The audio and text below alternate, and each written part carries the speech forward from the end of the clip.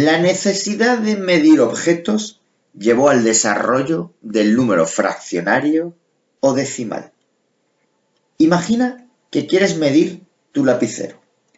Para ello hacemos uso de una regla y concluimos que su longitud es de 12 centímetros y algo más. Para poder expresar esta longitud, el número 12 no vale, ya que necesito un símbolo que represente 12 y algo más. Luego los números enteros no sirven para expresar todas las medidas. El ser humano tuvo que inventar nuevos números. Surgen los llamados fraccionarios o decimales. ¿Por qué se llaman fraccionarios? Para poder medir hay que fraccionar o partir la unidad, para expresar ese algo más que nos faltaba. Entendamos esto. El lapicero mide más de 12 centímetros y menos de 13 centímetros. Luego el centímetro que hay entre 12 y 13 se llama la unidad y hay que fraccionarla para encontrar con exactitud dónde acaba el lapicero que indica la longitud total de este.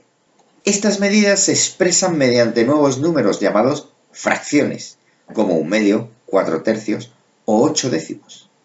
Volviendo a mi ejemplo del lapicero, que mide 12 centímetros más 8 décimos de centímetro.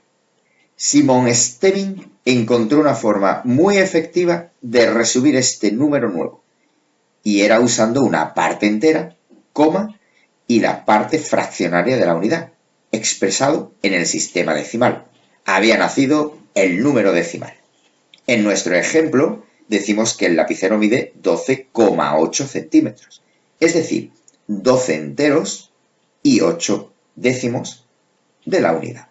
Las formas de expresión fraccionaria y decimal son equivalentes, es decir, que podemos usar una u otra, ya que significan lo mismo.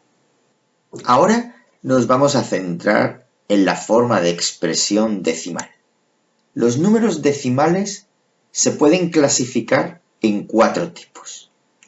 El primero es el llamado decimal exacto. Por ejemplo, 4,925. El 925 se llama la parte decimal y es exacto porque tiene exactamente 3 cifras decimales. Otro tipo será el decimal periódico puro. Fíjate el 7,8181 y continúa infinitamente. Si te pregunto cuál crees que va a ser el siguiente dígito, seguro que dirás 8 y luego 1 y luego 8 y luego 1. Luego vamos a llamar a esa parte que se repite el periodo. Podremos entonces resumirlo como 7,81 con un gorro o arco encima del dígito que forma el periodo. El periodo está formado por 2 cifras en este ejemplo.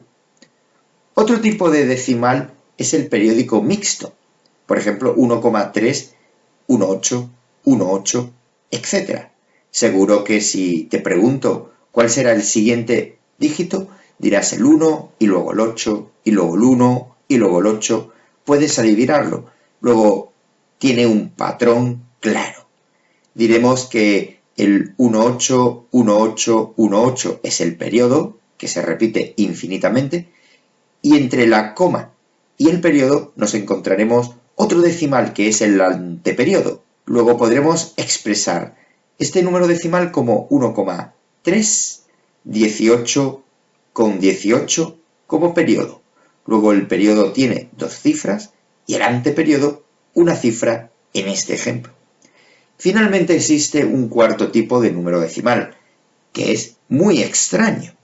Se llaman decimales no exactos y no periódicos. Fíjate el siguiente número, 1,4142,135. Si te preguntara cuál crees que va a ser el siguiente dígito, dudarías, no lo tienes tan claro. Y es que ahora nos encontramos con infinitas cifras decimales que no se repiten periódicamente. Es decir, que nos encontramos ante un número que no tiene un patrón en su parte decimal. Ahora nos vamos a plantear el hecho de que toda fracción se puede pasar o expresar como un número decimal. Para ello solo tendrás que dividir el numerador entre el denominador de la fracción. Por ejemplo, si es un decimal exacto, como 3 quintos, solo tendrás que dividir 3 entre 5, que será 0,6. Lo puedes hacer a mano con la caja o usando la calculadora. Si solo están los factores 2 y 5 en el denominador de la fracción, entonces estás ante una fracción que se representa por un decimal exacto. Los decimales periódicos puros, como por ejemplo 5 tercios, se consiguen de nuevo dividiendo, en este ejemplo, 5 entre 3, 1,6 periódico.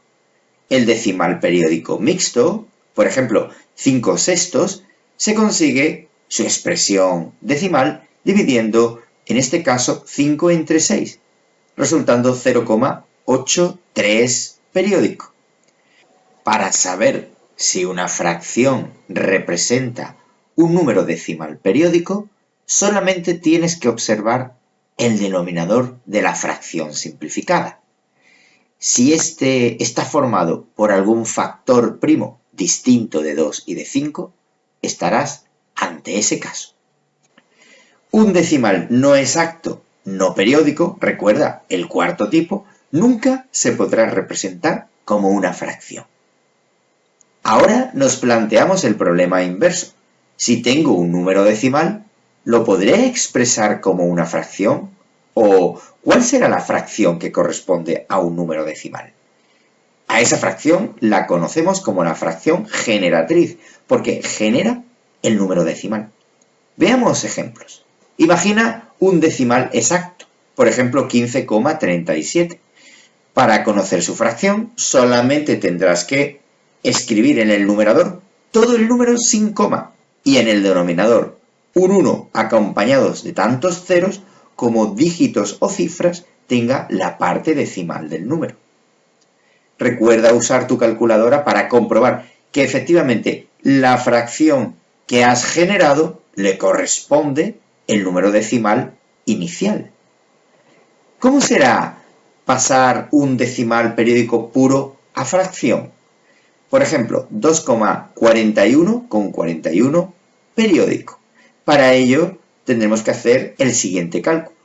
En la fracción el numerador estará formado por todo el número sin comas, menos la parte que no se repite.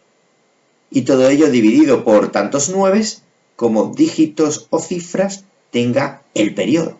En nuestro ejemplo, el periodo tiene 2 cifras o dígitos, luego se divide entre 99.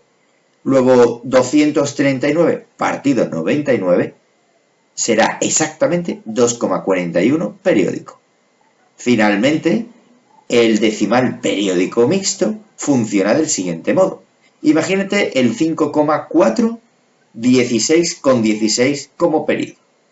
La fracción generatriz tendrá como numerador todo el número sin comas, menos la parte que no se repite, dividido entre un número formado por tantos nueves como dígitos tenga el periodo, acompañados de tantos ceros como dígitos tenga el anteperiodo. Fíjate que el decimal periódico mixto se forma como una combinación del decimal exacto y el decimal periódico puro. A la unión de todos los números enteros con los fraccionarios se le llamará el conjunto de todos los números racionales y se representará por la letra mayúscula Q con doble palo. Fíjate que los números racionales son aquellos que se pueden poner en forma de fracción, es decir, como número entero partido por número entero. Observa en pantalla. Fíjate que el conjunto de los números naturales aparecen dentro de la región naranja. El conjunto de los números enteros contiene a todos los números naturales más los números negativos y el cero. Es toda la región naranja y la región rosa. Y finalmente, todos los números naturales junto a todos los números negativos y el cero y junto a todos los números fraccionarios, es decir, los decimales exactos, periódicos, puros y mixtos forman los llamados números racionales, es decir, toda la región naranja, rosa y azul. Sin embargo, recuerda que los decimales no exactos, no periódicos, no se podían expresar como fracción, con lo cual estos no serán números racionales. Veremos más adelante que necesitaremos definir conjuntos de números más allá de los racionales. Reto racional. Observa en pantalla la clasificación de todos los números que hasta ahora hemos conocido, tanto los racionales como aquellos que no son racionales. Observa el esquema e introduce cada número que te voy a dar a continuación en las cajas apropiadas. Puedes introducir el mismo número en varias cajas. Los números que se introduzcan en la caja racional deben expresarse como una fracción, puesto que la forma de asegurarte que el número es racional es siempre siendo capaz de expresarlo como una fracción, es decir, como un cociente entre dos números enteros. Estos son los números que debes introducir en las cajas. Los criterios de calificación serán el 50% del valor del ejercicio por la clasificación de los números y el otro 50% del valor del ejercicio por dar la fracción generatriz de aquellos números que consideres racionales.